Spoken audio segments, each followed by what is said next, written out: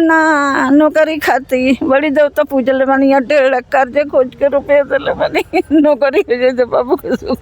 अच्छा चुप हो जाइए, चुप हो जाइए, चुप हो जाइए, चुप हो जाइए। अच्छा चुप। का उ समाज के सेवा करी जब अपना माई बहन भौजाई के सेवा सुरक्षा नहीं के कर सकत, उ समाज के का सुरक्षा करी? ओइसन आदमी नौकरी का कर सकेला?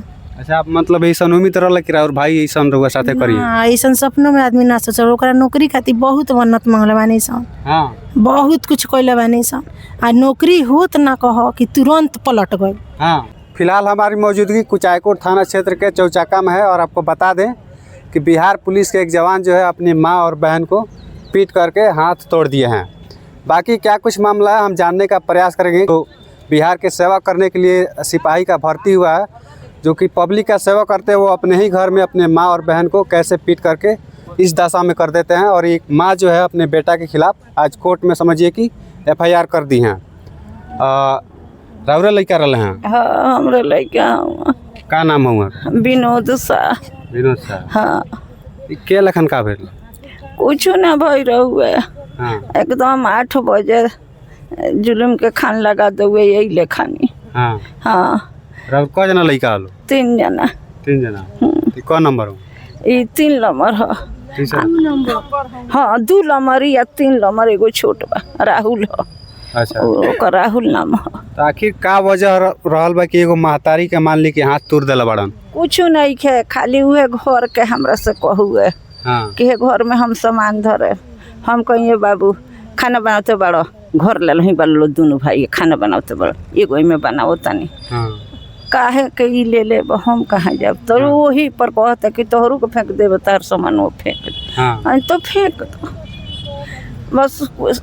सर दे घरवा में ढूक के हाँ आ लाठी उठी अपन निकाल के धड़ाक धड़ाक धड़ाक हमरा के चलावे लगुए।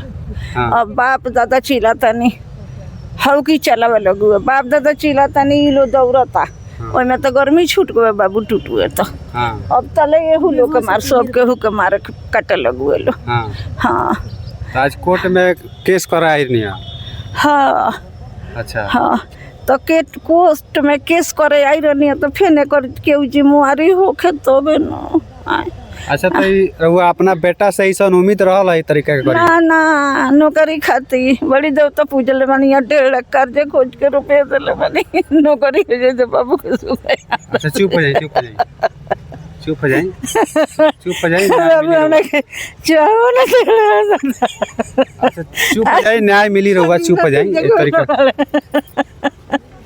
देख सकते हैं एक माँ जो है अपने बेटे के लिए नौकरी के लिए समझिए कि 1.5 लाख रुपया भी दी है और कहाँ कहाँ मन्नत मांगी है कि हमारे बेटे को नौकरी मिल जाए।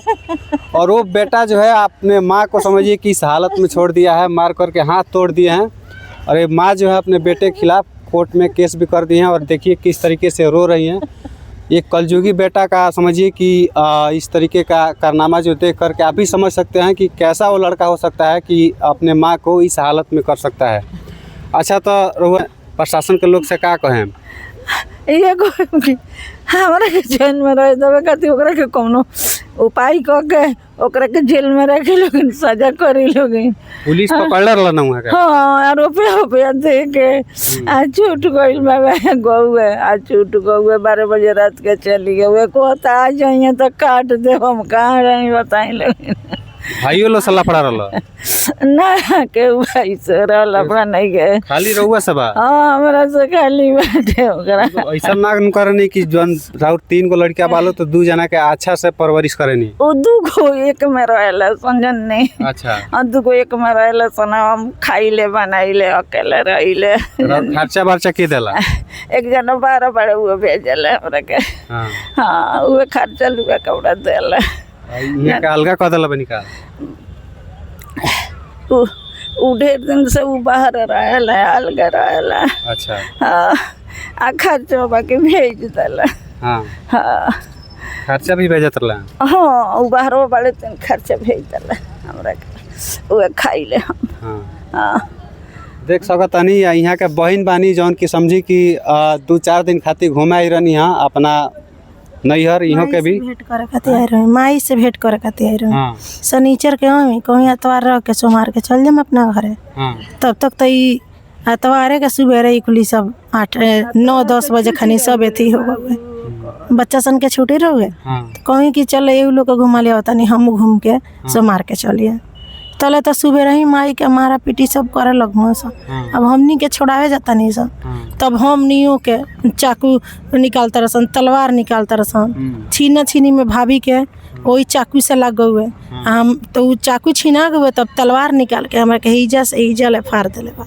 अच्छा, तो मान ली हुआ कि सिपाही बानी, एगो बिहार पुलिस के सिपाही बानी, ये तरीका से मान ली कि रउआ लोग के साथ ऐसा कारनामा करते हैं, पब्लिक के का सेवा करत हो? तो ये तो समाज से थी, पुलिस ऑफिसर से हमारी ये निरोध बा कि उ समाज के सेवा करी जब अपना माई बहन भौजाई के सेवा सुरक्षा नहीं के कर सकत, उ समाज के का सुरक्षा करी? अच्छा। वैसन आदमी नौकरी का कर सकेला? अच्छा, आप मतलब ऐसा उम्मीद रहल कि और भाई ऐसा रउआ साथे करी? हाँ, ऐसन सपनों में आदमी ना सोच, ओकरा नौकरी खातिर बहुत मन्नत मांगले बानी सन। हाँ बहुत कुछ कइले बानी सन, आ नौकरी होत ना कह कि तुरंत पलट गई। हाँ ओकर मेहरारू आयल, कुछ आए कोट बियाह भइल, हाँ। ओकर मेहरारू आयल, माई कहल छोड़ देलस, बहिन कहल छोड़ देलस, भौजाई कहल छोड़ देलस। आ बस कही कि बस हमनिए के जान बानी सन, तो ई लोग का हलो। अच्छा, यहाँ का भौजाई भी बानी, रउआ साथे भी भइल बाई सन? हाँ भइल बा तबे नु आइल बने। अच्छा। हम बाहर रहिले, हाँ आ बाहर से हम 8-10 दिन खातिर आइले, छठ पूजा करे आई रहनी है। हाँ तो वही छठ पूजा में आइले तो हम बोलाई ले यहाँ लोग के हाँ कि भेंट उठ के चल जाए हम लोग। हाँ। तो अब यहाँ हम आइले छोड़ावा गई रही? तो अब हम छोड़ावे खातिर चिल्लात रही, हमरा मालूम ना रहुए। हाँ। अब घर में पर्दा बा तो हमनी के जल्दा बाहर ना देखिले हम। बिल्कुल बिल्कुल।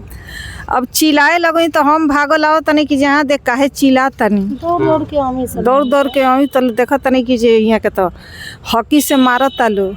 टूट के लटक गई। अब हॉकी से मारत आलो तो अब यहाँ के लगे हम आओ तनी तो ई कह तनी कि ये तोरो लोगन के मुँह आ दी। हाँ। तले उ छोट देवर बड़े उ चाकू मरुहन बस आके हमरा हाथ में लागो। पकड़े गमी हाँ। कि माने चकुया केहू के मरी है तो लाग जाई। बिल्कुल। तो पकड़े खातिर गई, बस हमरे लाग गए चकुया। उम्मीद रहल एगो देवर सही सन? ऐसन का तो माने हमरो उम्मीद ना रहल, काहे या तो हमार शादी भइल तो उ एबारा बिहार पुलिस भइल बड़े। हाँ।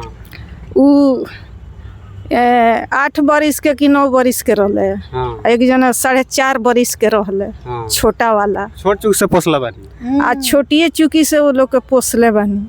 देख सकते हैं, एक भाभी हैं, बिहार पुलिस के जवान हैं, जो कि अपने भाभी को भी चाकू से मार करके घायल कर दिए। इनके आंख में आंसू आ गया है। समझिए कि बिहार पुलिस के एक जवान जो है, उन पे लानत है कि ऐसे पब्लिक को कैसे सेवा करते होंगे जो अपने परिवार को ही सुरक्षित नहीं रख पा रहे हैं। फिलहाल उस बिहार पुलिस के जवान के लिए आप लोगों की क्या प्रतिक्रिया है, कमेंट कीजिए। मिलते हैं किसी नेक्स्ट वीडियो में, तब तक के लिए धन्यवाद।